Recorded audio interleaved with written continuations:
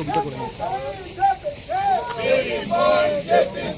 लूटने वाला अगर गुनाहगार है नहीं तो लुटवाने वाली सरकार भी गुनहगार है। लोकतंत्र की हत्या बंद करो, बंद करो, बंद करो। लोकतंत्र बचाने के लिए राष्ट्र ध्वज लेके तिरंगा लेके सड़कों पर सारा विपक्ष उतरा है। भारतीय जनता पार्टी के मन में न तो लोकतंत्र के लिए कोई सम्मान है, ना ही विपक्ष के लिए कोई सम्मान है।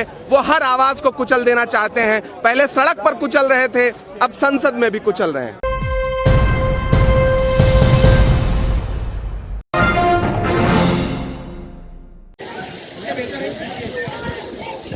लोकतंत्र की हत्या बंद करो, बंद करो, बंद करो। लोकतंत्र की हत्या बंद करो, बंद करो, बंद करो। लोकतंत्र की हत्या बंद करो, बंद करो, बंद करो। अरे पुलिस का डराना बंद करो, बंद करो।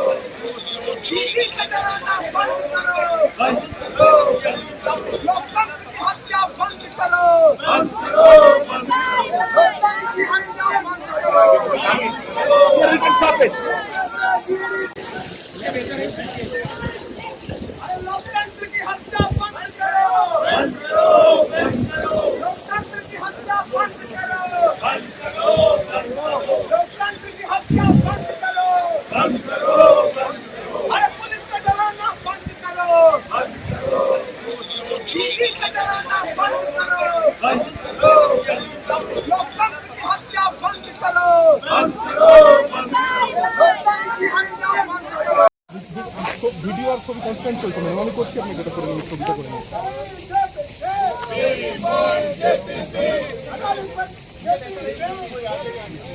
अरे लोकतंत्र की हत्या बंद करो, बंद करो, बंद करो। लोकतंत्र की हत्या बंद करो, बंद करो, बंद करो। लोकतंत्र की हत्या बंद करो, बंद करो, बंद करो। अरे पुलिस का डराना बंद करो, बंद करो।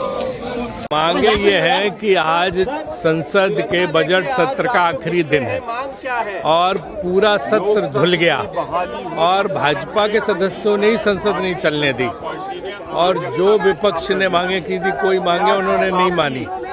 तो इसलिए लोकतंत्र बचाने के लिए राष्ट्र ध्वज लेके तिरंगा लेके सड़कों पर सारा विपक्ष उतरा है।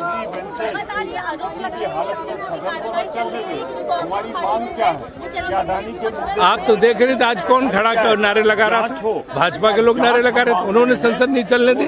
देखिए आज पूरा विपक्ष तिरंगे के साए में निकला है ये बताने के लिए कि पूरे सत्र में जिस तरह से विपक्ष की आवाज कुचली गई वो लोकतंत्र के लिए शर्मनाक है। सरकार ने एक भी दिन एक भी मिनट सदन को नहीं चलने दिया। राज्यसभा में लोकसभा में भी यही स्थिति रही।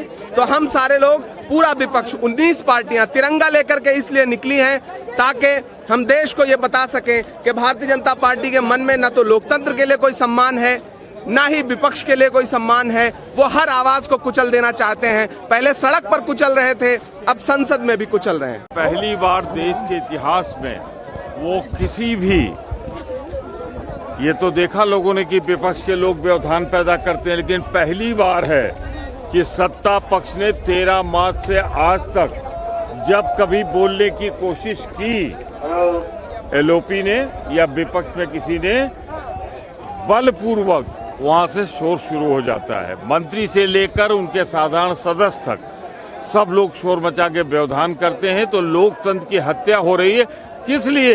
भ्रष्टाचार को बचाने के लिए, अडानी को बचाने के लिए। क्योंकि लूटने वाला अगर गुनाहगार है अडानी तो लुटवाने वाली सरकार भी गुनहगार है। स्थापना दिवस है आज, आप लोग तिरंगा मार्च निकाल रहे हैं। हाँ, भाजपा को है शायद बुद्धि आ जाए, सद्बुद्धि आ जाए, गोडसे का रास्ता छोड़ के गांधी का अपना ले अगर वो, तो मैं समझता हूँ इसीलिए तिरंगा यात्रा। सारे 18-19 पार्टियां एक होके एक कॉमन मुद्दा था कि अडानी को इतना महत्व क्यों दिया जा रहा है और अडानी की संपत्ति केवल 2.5 साल में 12 लाख करोड़ कैसी बनी और सरकार से पैसा लिए, LIC से लिए, बैंकों से लिए, सरकार का पैसा और पब्लिक सेक्टर की संपत्ति उन्होंने खरीदा, यानी पैसा भी सरकार का और संपत्ति भी सरकार की। तो उसको अमीर बनाते गए 2.5 साल में इतनी बड़ी संपत्ति वाला आदमी देश में या विदेश में कोई नहीं होगा शायद। और मुझे और एक इसका सरकार इतना जो खासकर मोदी जी जो बढ़ावा दे रहे हैं, इसका मतलब क्या है? क्यों एक ही कैपिटलिस्ट को इतना सब संपत्ति सरकार की क्यों दे रहे हैं? एयरपोर्ट हो, पोर्ट हो, रोड हो, हवा में उड़ने वाले हवाई जहाज के अड्डे हो, तो ये सारी चीजें जमीन भी नहीं छोड़ी, रेल भी नहीं छोड़ा, पोर्ट भी नहीं छोड़ा। ये जो है, इससे ये दर्शाता है कि किसी एक को ही अमीर बनाना और देश की सारी संपत्ति जो गरीब लोग LIC में पैसे डाले हैं, बैंक में डिपॉजिट किए हैं, वो पूरी संपत्ति उनको देकर सरकार के सारे संपत्ति को खरीद रहे हैं। ये हम वहां उनको पूछना चाहते थे।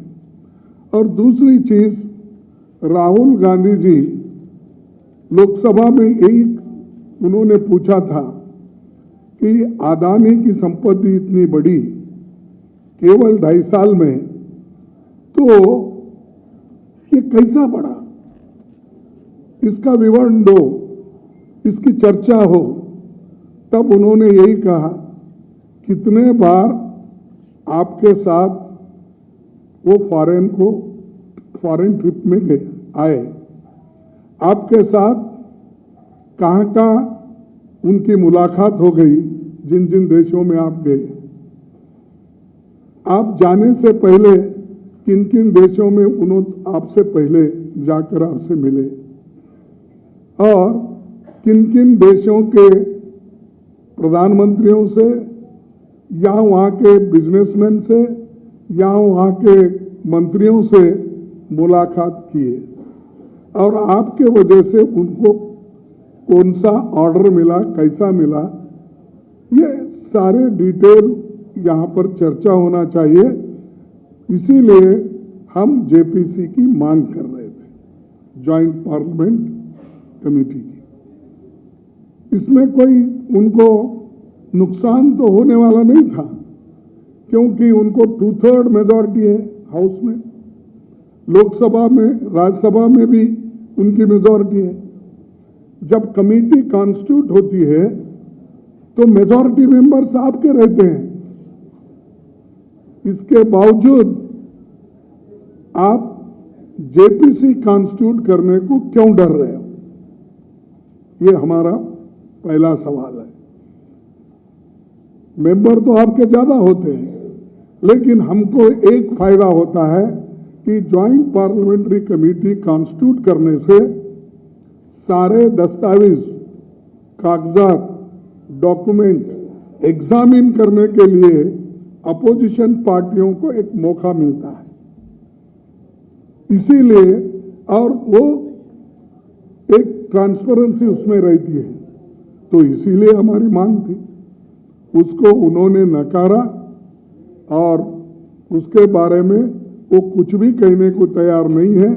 इसीलिए ये मुद्दे जो राहुल जी ने उठाए थे, उसको उन्होंने अलग करके दूसरा ये इश्यू डाइवर्ट करने के लिए उन्होंने माफी मांगो, तुम यूके में जाके ऐसा बोले, ये करे, वो करे, ये बोले। अरे यहां सवाल है पार्लियामेंट का, यहां सवाल है घोटाले का, यहां सवाल है जो जिसने देश की संपत्ति को लूटा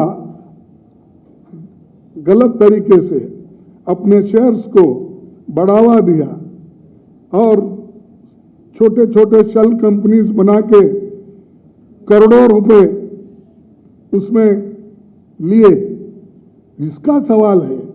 देश की संपत्ति बचाने के लिए हम सारे लोग कोशिश कर रहे हैं, लेकिन वो इसको मानने के लिए तैयार नहीं, क्योंकि दाल में कुछ काला है।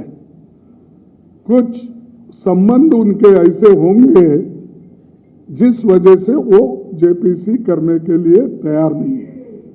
ये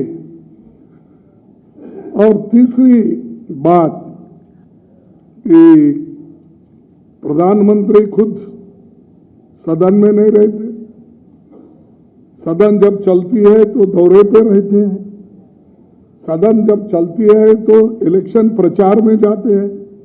ऐसा कभी नहीं हुआ, कोई भी नहीं किया ऐसा। कभी एकादा कोई अर्जेंट वर्क है तो तब 1-2 दिन के लिए जाते।